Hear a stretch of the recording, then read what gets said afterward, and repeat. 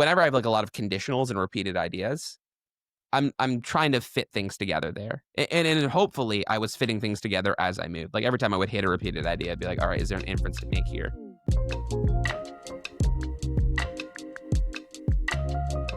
Hi, everyone. Welcome to the 7Sage podcast. I'm the LSAT podcast, excuse me. I'm Henry, and I'm joined with my co-host.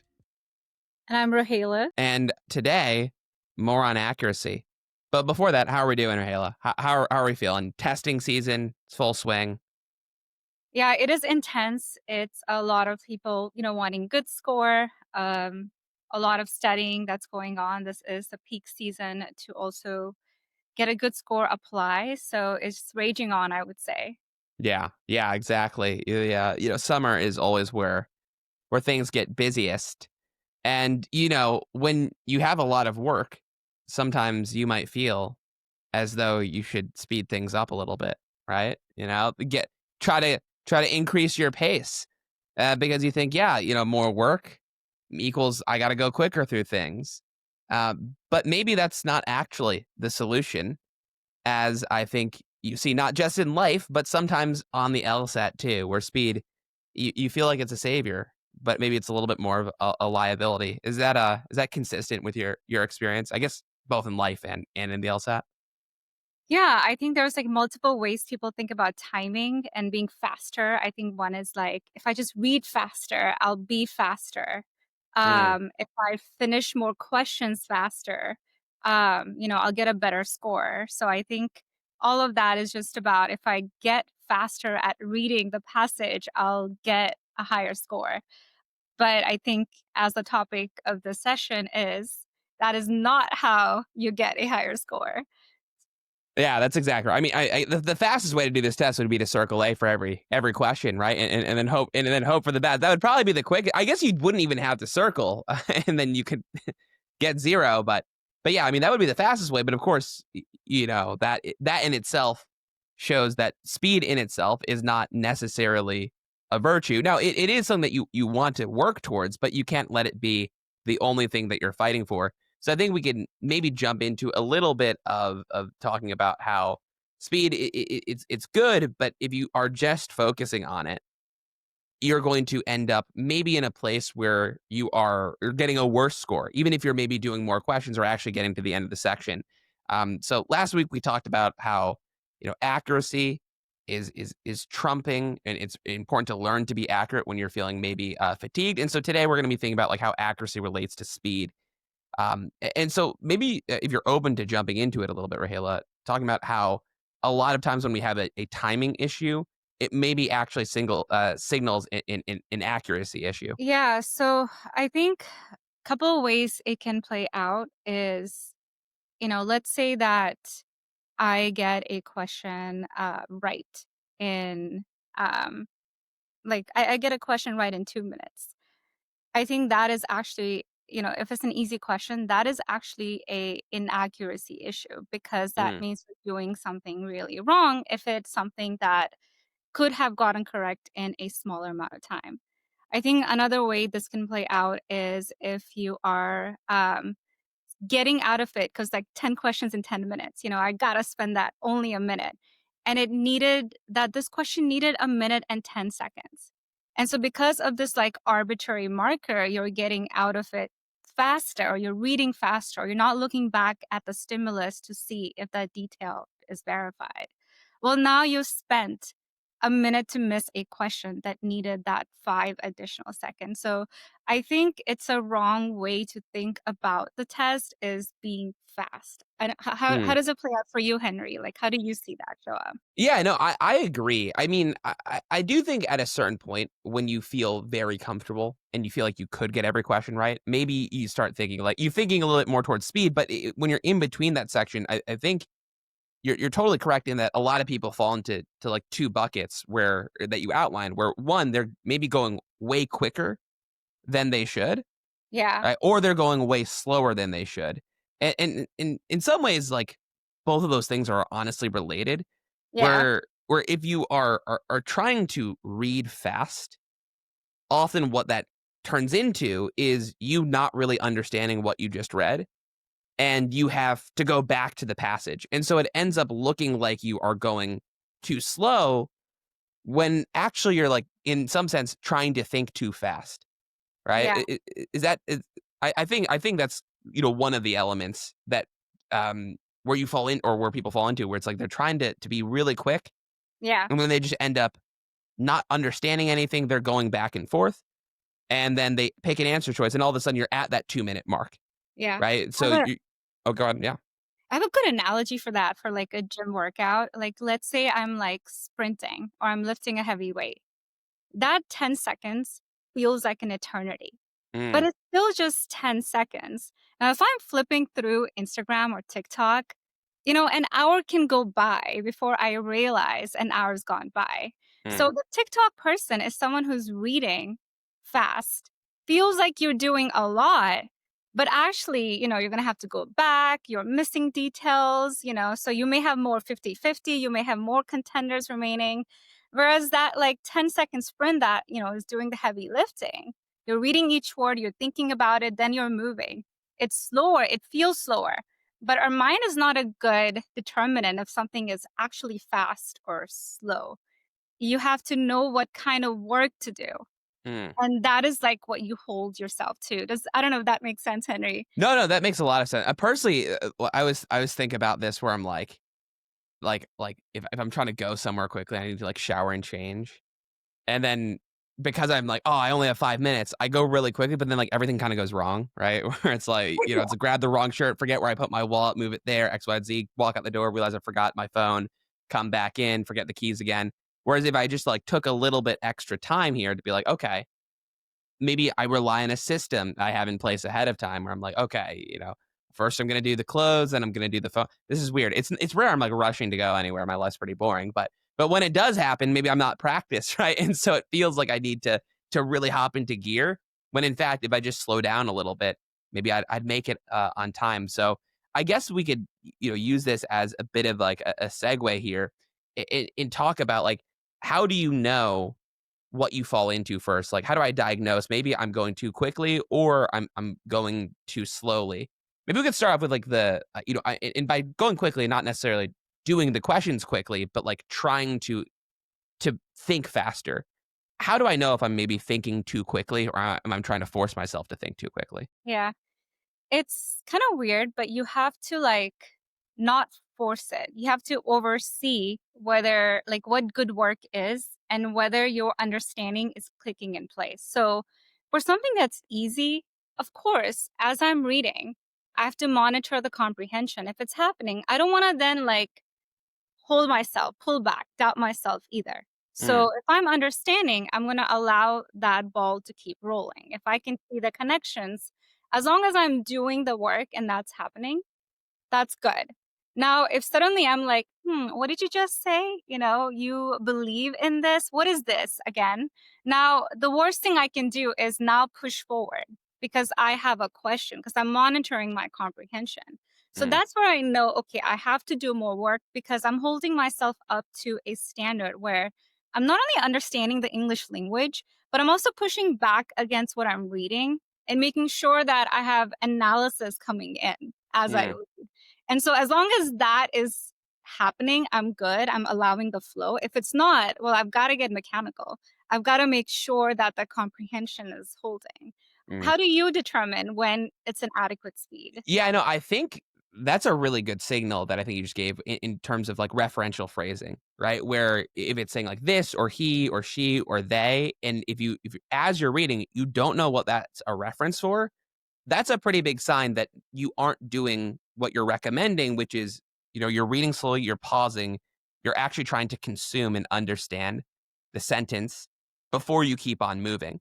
And so I think that's actually like a really good signal is that, I mean, almost never, I mean, not to flex, but almost never when I'm reading, do I not know what the referential phrasing is referring back to. But that's just because I did it 1,000 times where I didn't, and then you just have to force yourself into a place where you're like, okay, I see what this is referring to, or I know what this sentence is saying, and then they say he. Okay, well, he has to be talking about John over here, and then you can keep on going. So I think that's a really good sign or signal. The other thing that for me if I'm reading too fast, it's that I'll get to the end and let's say I have an argument. If I'm not able to more or less paraphrase the Oh, yeah. argument, right? At Yeah. least the tools of or the basic mechanics behind the argument, to me that usually means I wasn't trying to comprehend as I go. And I don't have to have a perfect paraphrase, but it says like, "Oh yeah, because this person recruited some people on their team, they're going to be able to win." Right? It's obviously more fleshed out in the stimulus, but if I'm able to do that, I usually feel pretty good. If I don't really know what the argument or the first premise he said by the end of it, it usually means I didn't. I went a little too quickly through the stimulus. So I think that can be one sign, or I those are some pretty good signs. Yeah. I totally agree with you. Sometimes I have a feeling a student is not pushing back or understanding what they're reading. And one thing I'll do is I'll like turn off the screen share. I'm like, Mm, tell me, no, simplify it to me. Explain to me like I'm like a 10-year-old. What did you just read? And if you can pre-phrase it to me in a simple language, this is the conclusion. That's why this author thinks, this is supported. That means that you're not doing the work that you should be doing mhm, as you're reading. So that marker, like as you end, you should have a good idea what the jump is. If you don't, there are two things. One, you may need to improve your habits about how I'm reading so you don't end up in this place constantly. But mhm. sometimes it's also a consequence of how difficult the stimulus is. Sometimes it's like, I got to go back and put together that information and this information and see now. It's like you're like recreating this like jigsaw puzzle sometimes. Like your two premises are at the end, your conclusion is in the middle. So you got to go back. And that is okay, but you've got to learn like where it's a consequence of the way writers have written versus it's a habit issue where you're not Yeah. doing the work. I like that. I like that segment where, of course, there's going to be instances where you read an argument, and the argument actually is intentionally confusing, like with method of reasoning questions, making conclusion questions, where the goal there is to try to trip you up on like the structure, and it's totally fine, as you said, to get to the end and then okay, I'm working your way backwards. Yeah. How did I fit this all together? But that should not be the thing that's happening across every single question, Yes. right? When it does happen, it's okay, but we should all be striving, even on those complicated questions, to eventually get to a point where the vast majority of questions, by the time we hit the last period, we feel pretty comfortable either one, thinking about what a right answer choice might look like, or moving right to A, B, C, D, and E and doing process of elimination. If you find yourself not in that position, uh, that means slowing down reading in the stimulus, and it feels scary because, of course, there's timing on this test, and this is a time test, but it'll make going to the answer choices so much easier. And so I really do think that what you said is just like on the money, which is just if by the time you get to the end you feel like you don't understand something, that's okay. Go back, but think, all right, that's not. I don't want that to be my first step always. Um, so I guess that's.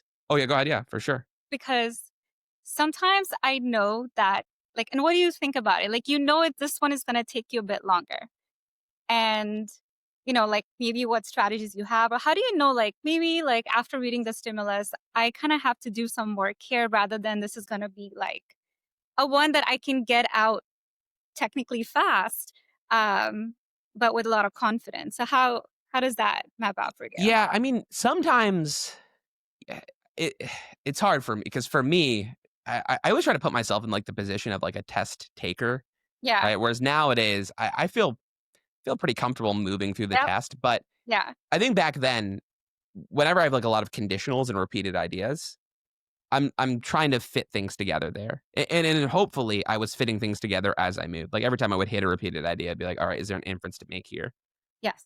Other times when maybe you don't have like conditionals that link together, but you have some sort of complicated rule where, they say that, if you're a person and you live in Albania, then you must, go to the selective service or register for the selective service unless, you're disabled or you are, an expecting parent. Right? Yeah. And then like figuring out exactly what that means takes a little bit of time. And so that's a place where I would usually stop. I guess also sometimes they make a recommendation where they say like, like, oh, right, my friend John, he noticed that there's a correlation between it raining and depression, and so he thinks that rain causes depression or something like that. And then it's like, well, oh, okay, but why does he think rain causes depression? Oh, because he sees those things are associated, and he's thinking that explains that. But yeah, I think that's probably where I would spend the most amount of time. Is that where you would spend a lot of time? Yeah, like, I think, if I didn't have that clear, like, nice jump, or I don't see, like you were talking about correlation causation. Let's say I scan for that and I don't see it. Or maybe it Mm, was complicated, like beauty equals truth and truth equals beauty only if it's beautiful and more beautiful. And you're like, yeah, maybe you're attempting that. I'm kind of like rolling up my sleeves a little bit and I am comfortable maybe sinking my teeth in more and not like having this expectation that I'm going to be a savant here. Like I'm going to get out of here yeah, yeah, at this, like, really fast pace. Either I'm skipping it right away and doing this as a last question, but it's kinda like going back to your first point. If you were to ask me, "Can you get this question correct?" Yes. How much time? hmm That is, I think, the factor. Each question comes with its own set of time, and you've got to know what's good for round 1 time and, what's okay to let go initially and maybe only do at the end, and be comfortable putting in that time if you've decided to go for it. yeah. I mean, I think I was gonna talk a little bit about maybe if someone who's going too slowly. But I Yeah, but I also think we could also just use it. We could always circle back to that and talk about more along the lines of like, I hear it's do the work or have or no. I think what I'm hearing is like you should be going in with a bit of a plan or like a process, right? That's grace, repeatable. totally. And so when you do see a particular argument structure, you do see a particular thing. It's not just like you have to think up on the fly or be a savant, as you said. You already you know what to do, right? So you don't have to actually figure the problem out. You're like, okay, I've seen this type of thing before. I'm going to end up doing this X, Y, and Z. So I guess we could give some examples, but for me, as what we already mentioned, is you should always go in and plan to understand the stimulus, right? Yeah. Where Yes. you tell yourself every sentence I read, I'm consuming that sentence. I'm reading the next sentence, I'm consuming it, and I'm trying to think how these sentences interact. And Yes. then I keep on going. And then Yeah. I think how these sentences interact. And then I get to the conclusion. Good. And And then I when sh I think, oh, go ahead, yeah, yeah. and I should know what the valid conclusion should be before, Mhm. I read that part so I know where a discrepancy lies as well. Yes, that really is a big one, especially when it comes to like sufficient assumption or PSAR questions, where i- it is so much easier to realize that there's a gap between premises and conclusion if you look at the premises and you know what the conclusion should say Yeah. versus what it doesn't say. Yeah. I'm thinking of, I mean, there's tons of examples, but there's a problem. It's not actually sufficient. It's a weakening question, but all of the premises are about, like fat loss Yeah. or about weight loss, right? And then so all the Oh premises are about weight gosh, loss. So consider weight it's a loss. correlation question. But Yes. even then, you're expecting like, oh well, they're talking how like like weight loss is correlated with exercise or some type of diet. So I would expect that they're going to draw a causation here, and then I'm going to introduce some alternative cause. But then they take a right, a left turn, and then they start talking about a fat loss. And you're like, well, Yes. wait a minute here. That's Yes. not what it should say. Yeah. Um, and so like Yeah. then once you see that gap, Yeah. what do? Right? You look for an answer choice that talks about that gap. Yeah. Um, That's right. what would That's you do in like a correlation or phenomenon hypothesis style question where you're going slowly? They're noticing that things are correlated, or they have some sort of hypothesis for why something happened. What are you usually doing there? I think very similar to you. Like, I'm like, I can see that they're gonna make a hypothesis here, explaining it, and I'm really curious. And I always say, have the power to yourself. If you can get up in front of judge and say, this is why this evidence is good or wrong, you should feel good about it. Like correlation does support causation, but it's not sufficient for causation. And so, but you're evaluating it, but your task is not done even when you see causation. You're like, are you even saying causation for the right things? Mm, yeah. Because sometimes there's two flaws. So you're like, fine, if I allow that, what else? Where else are you going wrong? So it's doing a lot of like not letting the writers tell me what to think, and going through it on my own, evaluating the evidence on my own. And then because of that work, I feel like I have a lot of power in the answer choices. Like I'm able to see when there's a little shift with the verb or the noun. And I'm very decisive as well. I think this is where I never feel fast. But like the timing looks really good because let's just NA. And the noun is just something I cannot make a conclusion about. Why in the world will I read the verb? Because if the argument is true, like the answer choice has to be true. So I'm going to skedaddle to B Yes. and see if I have a better outcome. If the verb is not going to work, I'm going to move on to C. And I don't think my job is to find every single thing wrong. I'm not turning in this work. I think, I don't know, I think I'm maybe getting off topic, but No, that's right. it's that thing. It's like capitalizing on doing that work, seeing where everything is going wrong, and then not dropping that ball in the answer choices too. And being decisive because I know what I can and cannot say, what would work and what would not work. Yeah. No, I think you make a great point too, where if you understand the stimulus well, Yeah. you'll be able to look at answer choices and toss them regardless of uh, even if you don't even necessarily read the entire answer choice. Yeah. As you said, in a necessary assumption question, they bring up an irrelevant noun. Yeah. You're not going to keep on reading because you know that there's no way that this is really going to be necessary to the argument. But the only way you can know that is if you understand what the argument is doing to begin That's with. true. Yeah. And so you could toss it and say, oh, irrelevant. Or if you blitz through, you can go back and then you're going to reread the argument. You're going to see, is it relevant? You're going to say, oh, it's not. And then your life is sad. And you're spending way more time than you would have if you just had invested the extra 10 seconds up front. And I think that's right. you're right, too. It's like if you invest a lot of time up front, a lot of these answer choices are very clear if you understand what the stimulus is. Even the ones that say, which of these most weakens, answer choice A, you understand the stimulus, you look at A, you're like, A is very bad. You don't really need to look at B through E. Well, I mean, I guess it depends on where you are too, but like B through E, maybe you glance at them, but it's like they don't get the same level of consideration then because already know like A looks pretty good here. Um, yeah, I think one of those things too for me is like uh, at a certain point, you shouldn't be going A, B, C, D, E, A, B, C, D, E a couple rounds. It's like maybe you take one pass at the answer choices, but really, if you're taking multiple passes, that's another sign of we're maybe going a little too quickly, or we're not doing the work or spending the time to understand what we're reading to begin with. I 100% agree with you. It reminds me of like tying this into like having a procedure.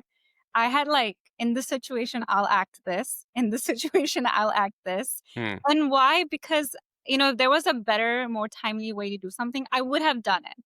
And so also like a lot of athletes do that too. They like think about like if we're at in this problem, like what will I do here if I am in this? And then you practice that out. So Yes. you want to expect a situation where you are confident in an answer and it works, like that weakening one. What do you do there? You pick and go because it's going to help you with getting more time for harder questions. Now, Yeah. if I eliminate all answer choices, I have to leave. I do not get to reread because I just got to restart the work. I've Yeah. You're eliminated right. everything. I don't get to do that right now. Mm. Um, I get to maybe like think like for a few seconds how I'm going to prioritize this compared to maybe another one. So I have like a system going on like a scratch paper. But that's really it. And I don't feel anything about it because I've already determined that this is part of being good is encountering hard things. It's encountering easy things too. A lot of people get like underconfident when they're like, oh, I feel 90%, but I can't trust myself. And what else am I going to trust? I am taking the test because I feel I'm ready to see where I am. So you've gotta go with that confidence too. Yeah. Yeah. Planning what you should do ahead of time is always good because once you inevitably run into an issue, you don't have to think on your feet anymore. You're just going to end up having, you're just going to, oh, yeah, I limit everything. I'll come back to this at the end, right? Maybe I'll just skip it. Yeah, Um, Whereas making that call in the middle of the test when you haven't made a plan, stressful, scary. yeah, You're thinking about things that you're thinking about everything but the test at that point, right? You're like, or but the problems in front of you. At least you're thinking about the test, but you're not thinking about the problems in front of you. And so, that in itself eats up time and also accuracy. yeah, I think too, what you mentioned is nice. what's good about like, 7Sage or other services too, but especially 7Sage is that you're able to like drill by problem type or reasoning type. And so you can begin to know or lay out like what's my plan when I see a study and correlation. What should I already be thinking that this is or where this argument is going? Or what's my plan if I'm in a must be true and I see a bunch of conditionals? How should I be thinking about this problem? And so that's why I think drilling specific questions and reasoning types is powerful because it helps you develop that plan. It's Yeah. one thing for us to say it, right? Like, Yeah. okay, this is what you should do: correlation, causation, duh. But it's Yeah. another thing to actually like recognize it to begin that you're in this to begin with, and then also know to apply the strategies that you hear from your lovely 7 Sage tutors, right? Yeah, and I think so much is like spent on like time, time, time. I feel like a lot of the way I got faster was like recognizing the patterns, like you were saying, and what kind of work I need to do. I Mm, think once I took the outcome out of it and I focused on the inputs, like the how I want to think about something, like what is the standard I'm holding myself to when I see the word study, for example, like, I should start looking at like the way yeah, they're yeah, describing it. I think once I focused on that, the timing worked out because, as you were saying, good hold on the stimulus, you're gonna be a lot faster in the answer choice. As like the one thing I noticed about my time when I was like mapping out, I noticed that I would always spend, even an easy one, 25 seconds minimum reading it, but then I'll get out of it at 30-second or 35, and it looks magical. But my time for the stimulus almost never changed. Either got more, but it stayed like 25, 30 for easy. But I would still get that 40-second question because on easy ones, once I captured the stimulus, I was like, oh, you're just correlation causation, or you're just, making that jump. And now I'm in a really good position to get out of here fast. yeah. 100%. It's the same with the RC, right? Where a lot of RC, if you really understand the passage, the questions are pretty easy. They're Uh, so easy. They're mostly inference questions. Yeah, they're inference questions that are barely inferences because it's almost like just obviously true. But Yes. if you don't know what the passage said and you didn't really comprehend it to begin with, it's going to be difficult. You're going to go back. You're going to be using Command F or the search bar, and things are just going to not go well. And so, what you said is just true. It's the same thing in LR, where most of your time, especially on easy questions, is really spent in the stimulus as opposed to in the answer choices. And yeah, so I guess maybe some other things because I guess you kind of alluded to it, which was deciding when to flag, skip, or push through. Were some of your say because obviously this is going to be different for everyone, but what were some of the things that you did in deciding when to flag, skip, or push through? Like if you, I mean, can Yeah. remember, Yeah. yeah, It like you had to kind of like meta think about like what do I need to do to resolve the problem in mm, certain situations. So if I'm down to 50-50, well, if I like both, I think a 10-second work is to see like, did I make an assumption in a mm, word in the answer choice? So that I'm allowed to do is just 10-second more work. Now, if that doesn't pan out, that means I need to do more. I need to maybe reevaluate the question stem, reevaluate the stimulus. Well, we know that it takes about 30 seconds just to reread the stimulus normally. So if I'm doing like a deeper work, I'm looking at 40 seconds. So I'm not allowed to do that. yeah, I'm allowed to glance back at the stimulus to maybe say, did you say usually? Like, what was that word? right, I'm yeah, yeah, allowed to do that work. And so, like, I think, like, being super procedural, like, I know I'm going to hit a 50-50.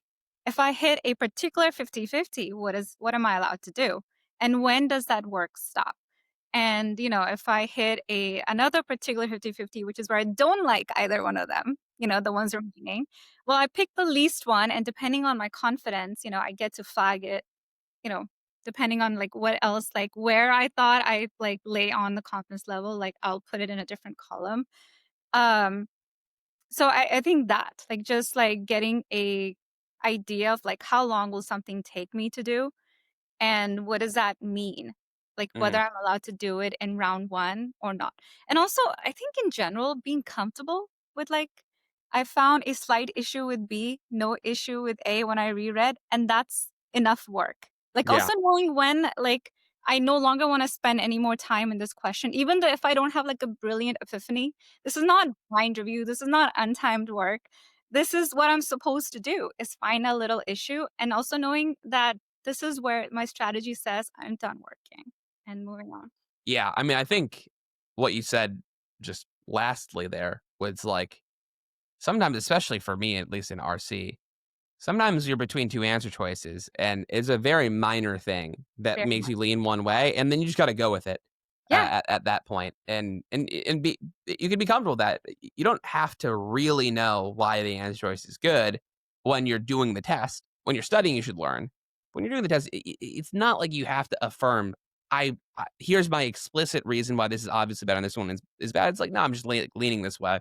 One Yeah. thing I would also say is if you're between 2, usually worth a little bit of extra time. Like, if you have positive reasons why both are good, it's usually easy to, like, lean one and then eliminate the other. Yes. If you, like, eliminate 5, then I would say maybe you should skip it, come back to it at the end, Yes. because you shouldn't be eliminating, right? Like, the way that this test is set up, so there's, like, 2 attractive answers usually, and then 1 is wrong and 1 is right. So if you eliminate 5, as a sign that maybe we didn't understand anything up front, and that's okay.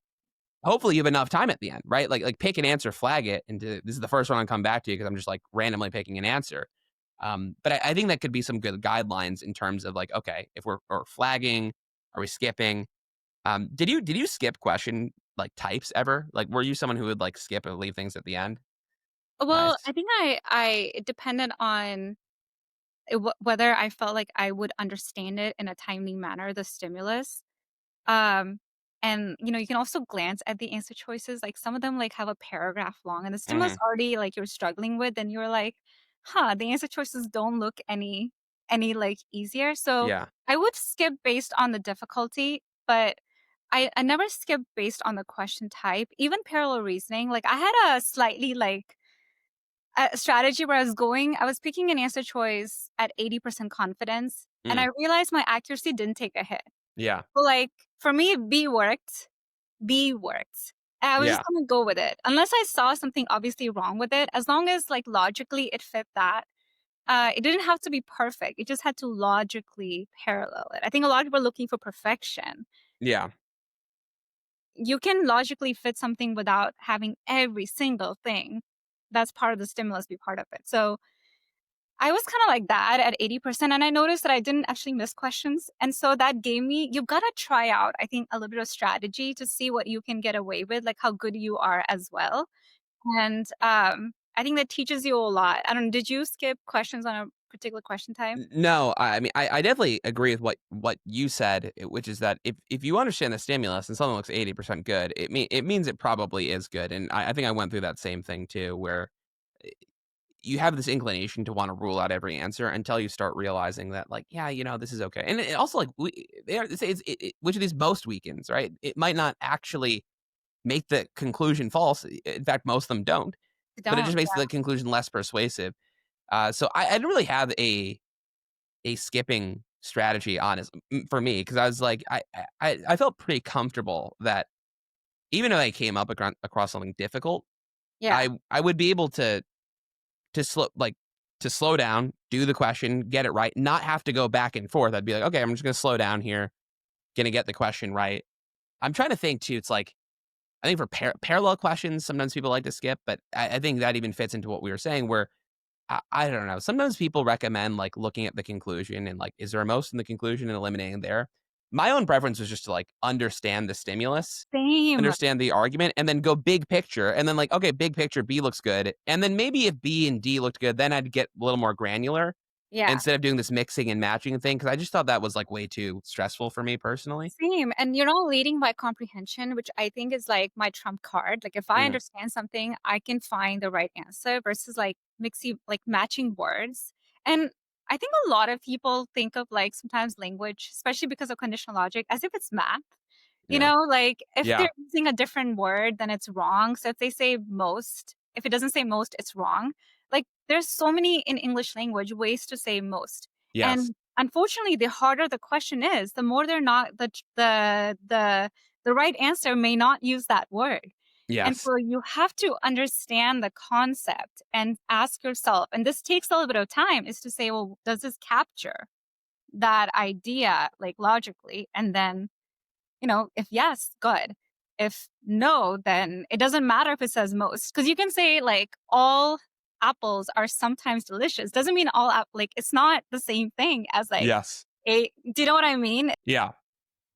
You All have to apples are comprehend. sometimes delicious versus some apples are always delicious. Things like that, right? They Yeah, or all apples are delicious. Sometimes people will just draw it. And I'm like, yeah, no, no, just because it has all doesn't mean anything. It's that's true. actually like you have to comprehend the meaning behind things.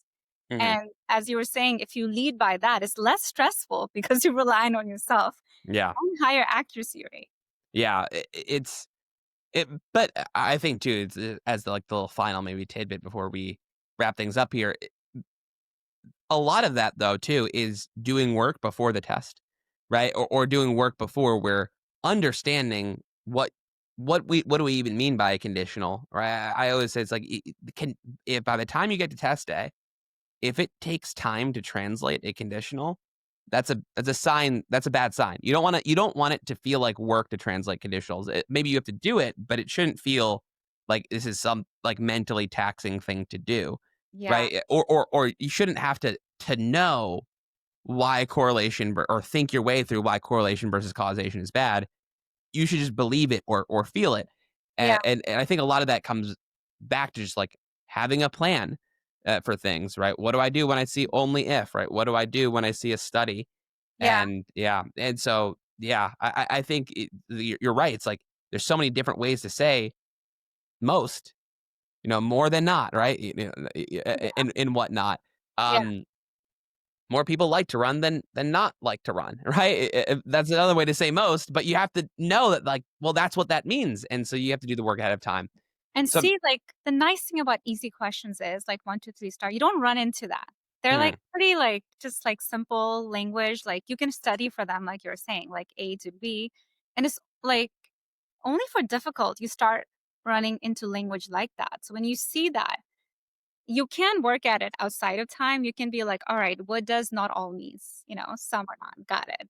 Um, but if it's something still different, take your time, chew it, because this is different. This is not, that correlation causation thing. okay, awesome. Well, I mean, I guess just to wrap up here, just some quick bullet points. If you Yes. find yourself rushing through, that's a bad sign. And how do you know that you're rushing through? Maybe you can't pick up on referential phrasing, or you get to the end of the stimulus and you feel like you need to reread. It's okay to reread sometimes, but it should not be an all the time thing.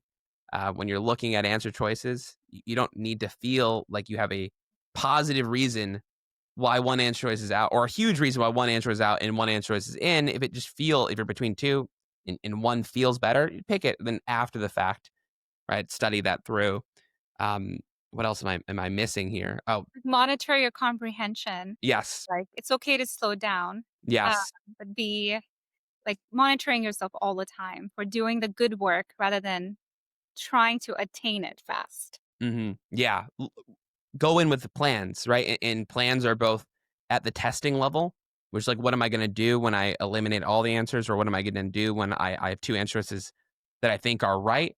But then also at like the else, or not the testing level, but like the actual like logic level too, right? Oh, when I see a correlation versus causation, what are the things I'm going to think?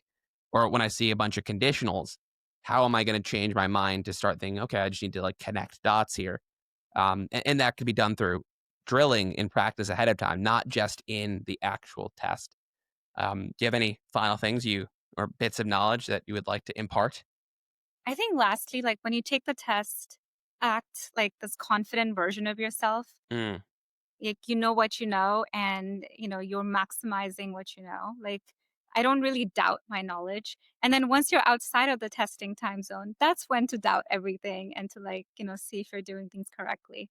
But I go with the mindset of being like a confident test taker who can handle difficult things, like, because they have a plan, as, we talked about, yeah, handle difficult things. And that's what makes you good, is you know what to do when things get difficult. yeah, yeah. Well, and speaking of plans, people should plan to like, comment, and subscribe. right, and ask questions, right, for a free month of live. And if you would like help with making a plan, either in terms of the LSAT or your application, you should check out 7sage.com for one-on-one tutoring, application, essay writing tips, and Absolutely. services too. Yeah, I definitely agree. I think 7 Sage is, and I'm not just saying it, I don't get paid to say this particular part, you know? Yeah, yeah, right, Like, right. I absolutely do, like, love 7 Sage, and, um, I would definitely recommend, like, we have great classes, great services. I took help with 7 Sage when I was studying. Oh Yeah. yeah, I think most of us who work Yeah. at 7Sage use 7Sage to study. Yeah, Uh, and, I also tried other ones as well and didn't get the gains. I needed, just studying a lot, and right way to study also really matters. Yeah, the 1% of people that 7Sage worked for end up working at 7Sage, and the Yeah. other the other 99% end up don't Yeah, make it to the podcast, right? Yeah, like that is a fallacy. yeah, sure, right? No, but it's true. Of course, say it's we say it's the best, but I think our results speak for themselves. So thank you so much for joining us today, Henry, thank Rahela. you for having me. It was so fun talking to you. The pleasure was mine. So I appreciate that. And yeah, have a good day, guys. You too. Peace. Bye.